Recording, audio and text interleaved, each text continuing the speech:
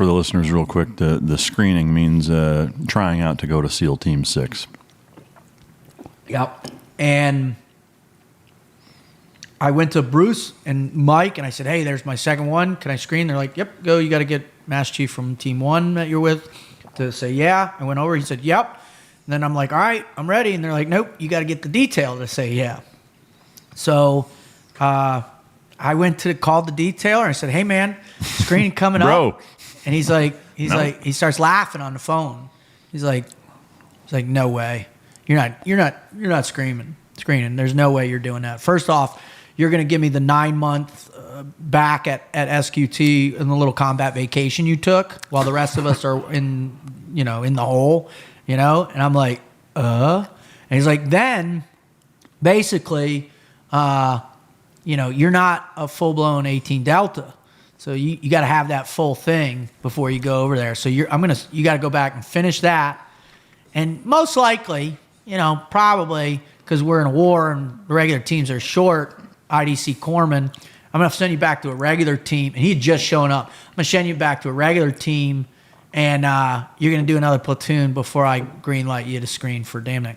Now, I would have been 34, 35 years old, right, before I screened. And that was the last straw. And instead of backing up and, thinking about it, using the chain of command, realizing I could have worked through it or whatever, and I was tired. Yeah. I was tired of the fact, and I said, well, I'll just change rate. And he goes, hell no, you're not changing rate. No way.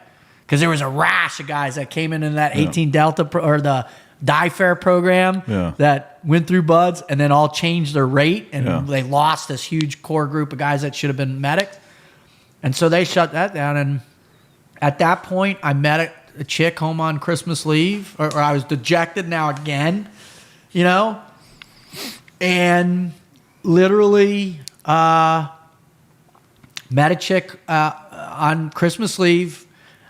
She liked punk rock and partying. And so I asked her to marry me in 25 days. And she did not want to be a Navy wife. She didn't want a deployment. She didn't want any of that. And I, quite frankly, was like, I'm done. And Iraq was kind of getting going, but I thought it would be another 100-day war. How can you, know?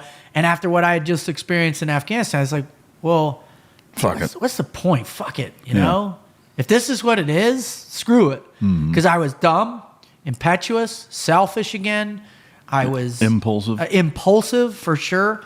And so I punched out at the end of that enlistment in June of 03. And it was devastating.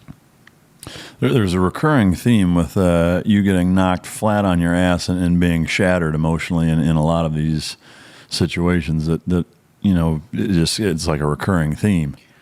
I didn't want to. I guess whether it was I was idealistic or I was naive, or I don't know. I really haven't been able to pinpoint what it is. Probably an amalgamation of all of those things. But I was never prepared for the truth of what life was really actually all about. Yeah.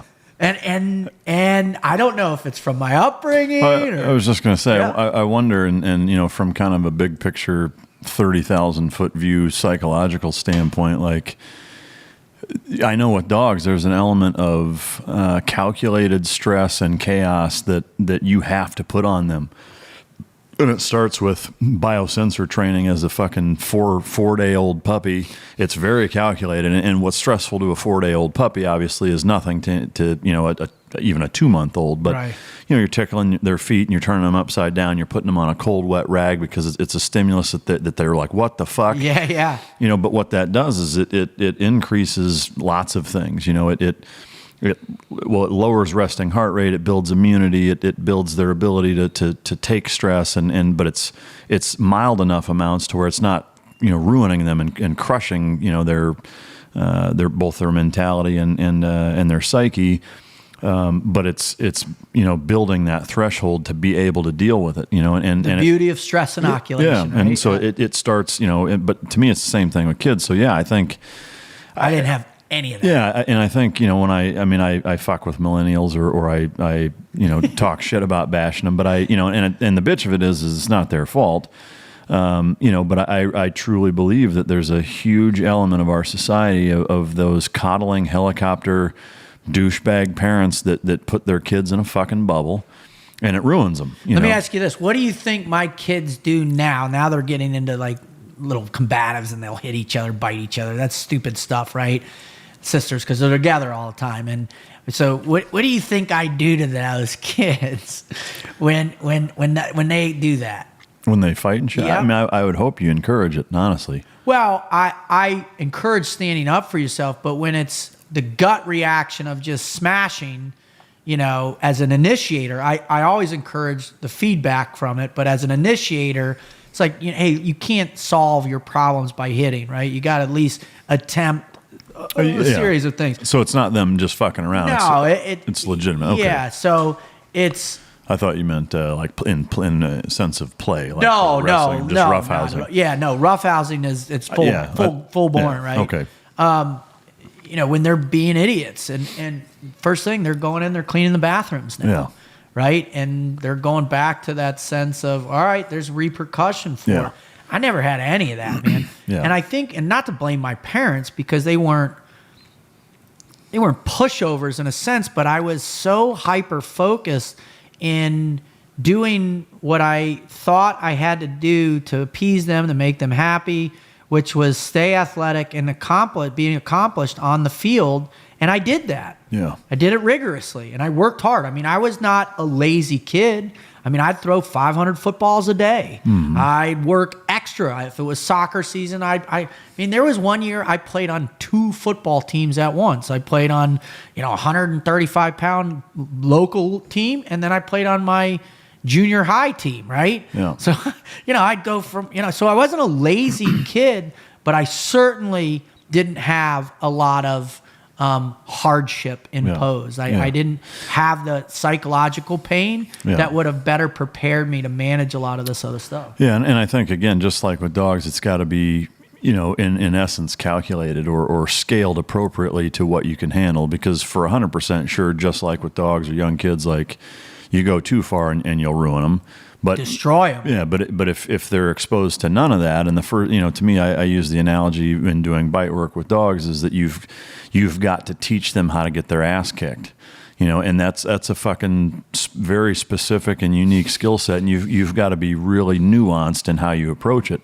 And it's the subtleties that will either make or break a fucking dog. And same thing with kids, I think, and that, they've got to be exposed to certain things where they are challenged, where they do have to dig deep and overcome things. You've got to let them fail. You've got to let them be scared sometimes. You've got to let those experiences happen in a controlled environment where you can actually control it to a certain extent, so that the first time when they get out into the real world, it's not like, holy fucking Christ.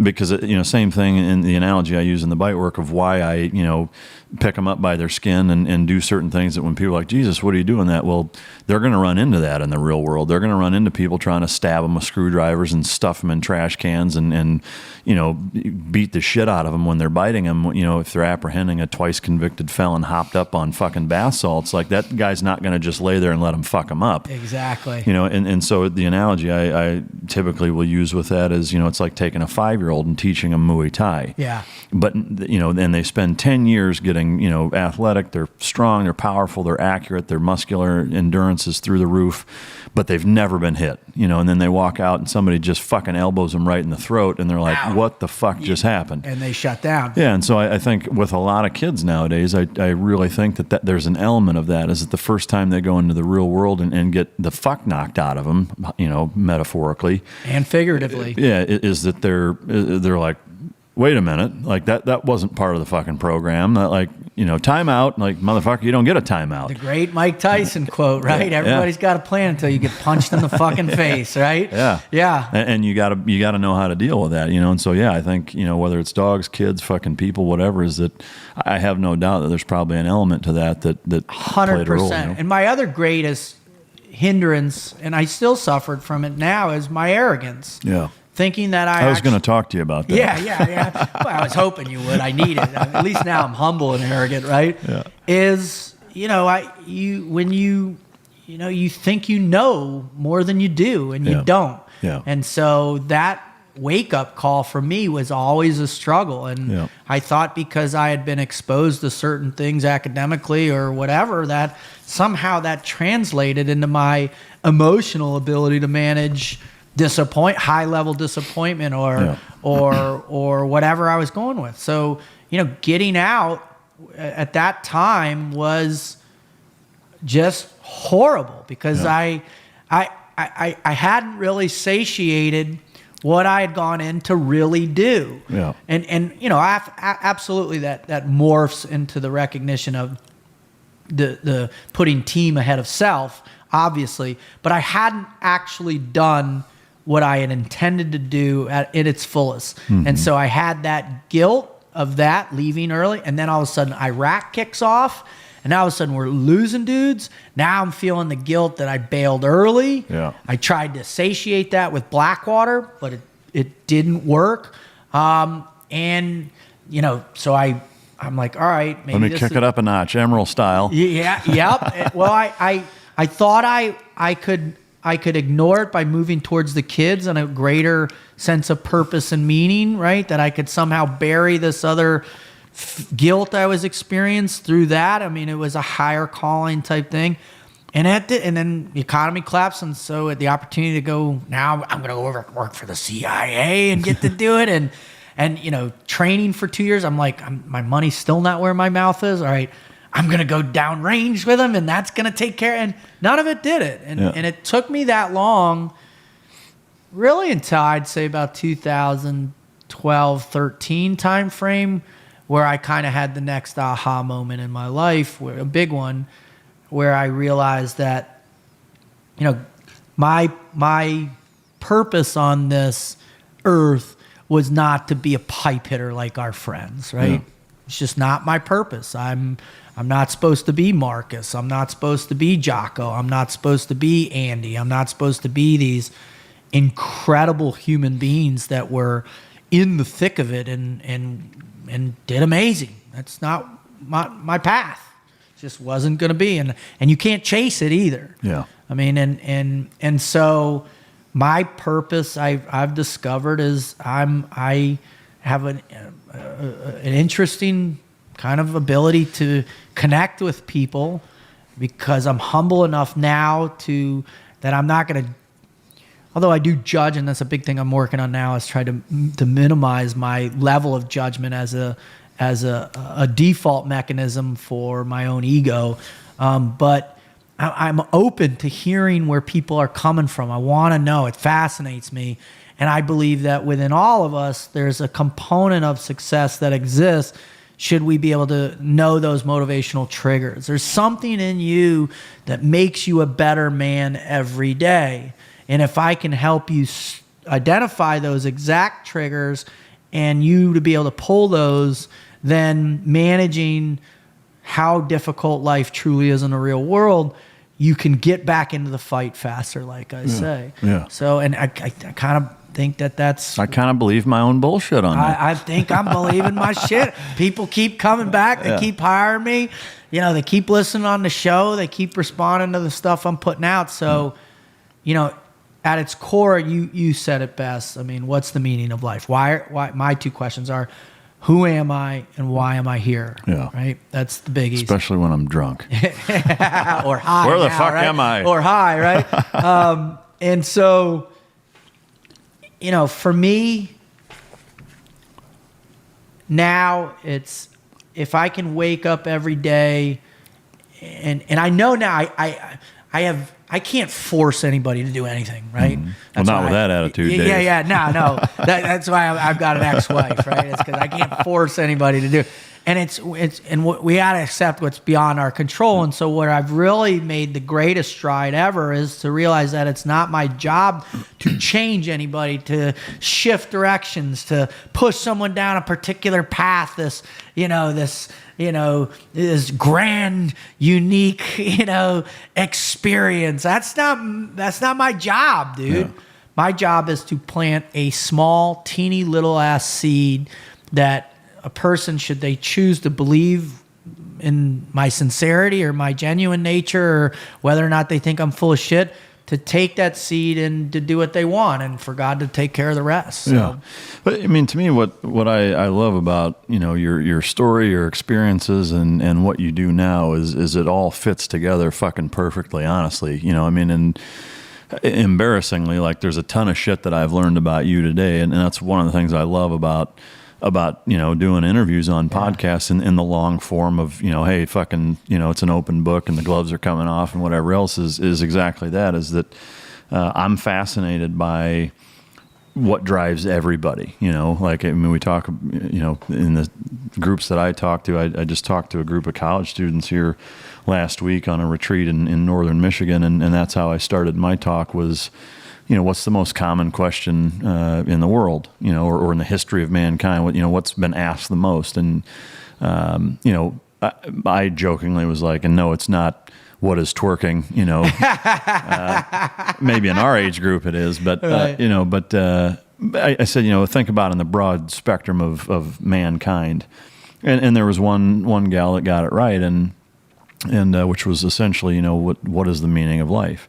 And to me, it's kind of a two-part answer, is that ultimately, it has to be purpose, and you've got to believe in and be driven to do what it is that you're doing. And to me, it doesn't make a fuck bit of difference what that is, so long as it's important to you.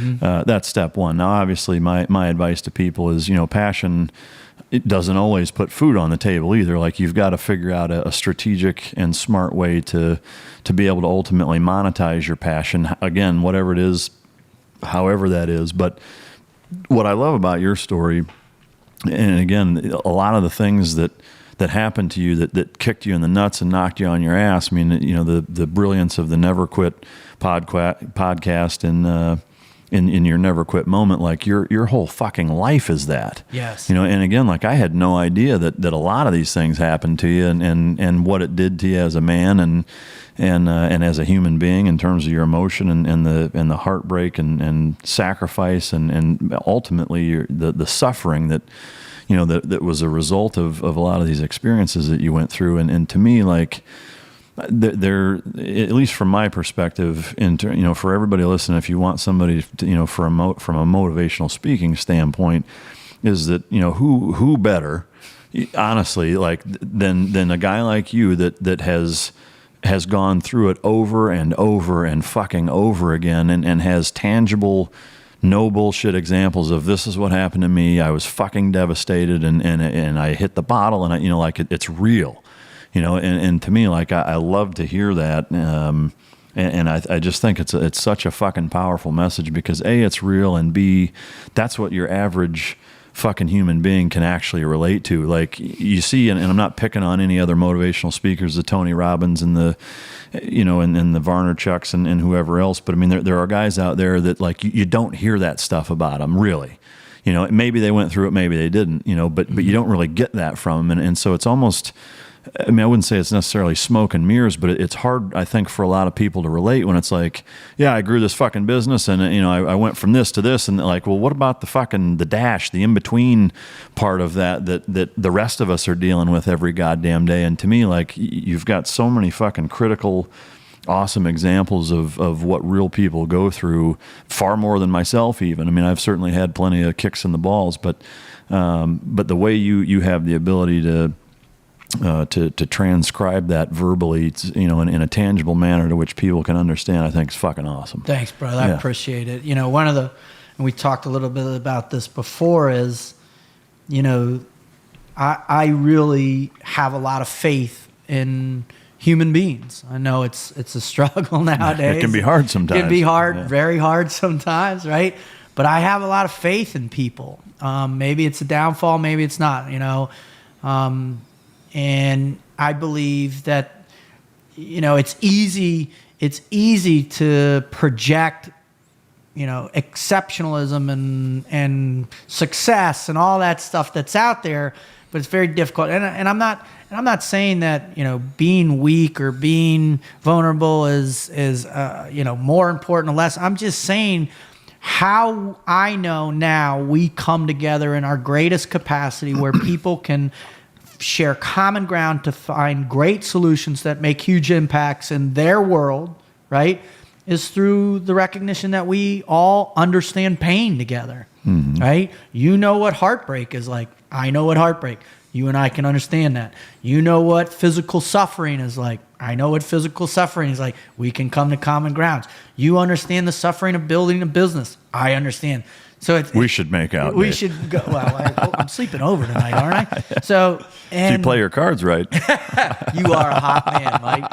And so this pathway of pain is what we all experience. And so I'm going to come to it with as much honesty as as can be. Yeah. And was I going to play Division I football? Hell no, I'm not that good. Was I going to make it to Dam Neck? Probably not. Hell no, I'm not that good, right? Am I going to be bigger than Tony Robbins? Hell no, I'm not that good. But what I know I can do is I can relay some information, whether it's through the Team Never Quit podcast, which is the whole idea, the whole reason why we started that thing was not to show and demonstrate the massive nature of these people's incredible stories, right?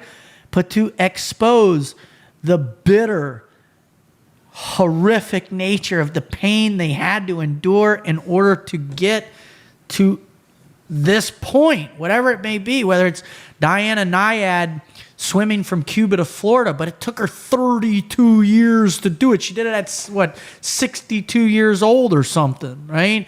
Or Lara Logan being gang raped by 300 men in Tafar Square. That's not like a person's proudest moment, but it changed her perspective on everything. The most important things, the love for her husband, the love for her children. So that's my purpose. That's my meaning, is to expose that commonality amongst all of our pain, to show common ground. So at some point, at some time, all of us can recognize that no matter what, no matter how much of a pummeling the negative insurgency is giving us, that there is a way to stand back up, which is rooted in the love of ourselves, the love in our faith, whatever that might be, but most particularly, the love that we share with other human beings that want to come in and lift you up. Yeah. And that's the truth by which I try and live by. I mean, it's phenomenal and just incredibly intriguing, and I mean the unique perspective that you bring is remarkable. I mean, it really is, and I love hearing all the stories on the podcast that you have. And I mean, it's funny. The next question I have written down is, "What is your why for starting Frog Logic?" Like you just fucking answered it. Don't be cheating and reading the notes. I'm gonna put up fucking blinder up here. Yeah, you need blinders. I'm gonna do the elementary school. Put my hand in front of it. I'd still figure out where the mirror was, so I could cheat on you anyway. A fucking orthodontist mirror around the fucking corner, James Bond. So to me, again, the transition that you've made to be able to capitalize on both your experiences and the commonality that you find between people is remarkable and fascinating. I would love to hear, and I know the listeners would love to hear, just some stories of some of the groups that you've worked with and some kind of pivotal moments in some of those experiences, whether it's sports teams, whether it's working with MMA fighters, kids, whatever. If you could maybe give us an example from each of the main categories that you've worked with that stand out as being special, remarkable. I know they all are in their own way to a certain extent, but just if you could reduce it to a story from each category, I know I'd love to hear about it. Sure. Thank you for asking about that. So I'll start with this past winter. I had an opportunity through a good buddy, Todd Owen, who had a contact at Oregon State at their baseball team. His son was interested in playing there, and said, "Hey, man, I'd love to go do something with you." And he got in touch with coaches. They said, "Yeah, come out."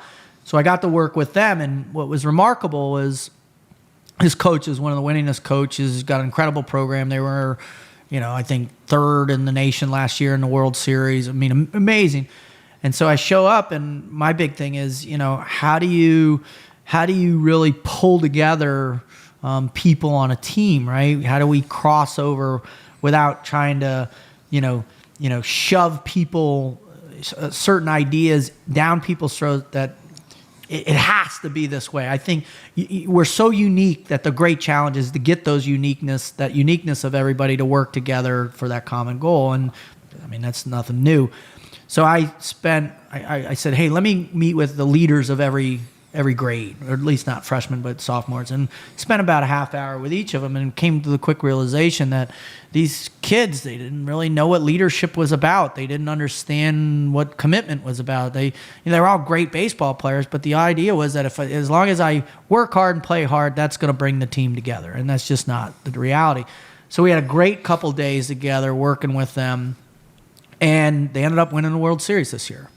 So that was a profound thing for me. So you're a World Series champion, in other words. Not yet. We're getting there. So the other one is with the Boston Red Sox. This is my third year working with Boston, and initially it was coming in for a couple motivational speeches, and then this year we really wanted to expand and really help because they have a very young team. Really help the team find some common ground and as to managing the pressures of 162 games, of the business orientation. It's really tough, and to help bring these guys together so they could support one another at another level. Now, granted, Alex Cora is one of the greatest managers I think you'll see. He'll go down and he'll be a Hall of Famer. There's no doubt. He's just a really exceptional guy, and the guys can connect with him. Yeah. Plus, they have some of the best players in baseball, so that makes a difference. But one thing I think I've been able to help them do is to really say, hey, this is my role, and I can be happy with what my role is. Mm-hmm.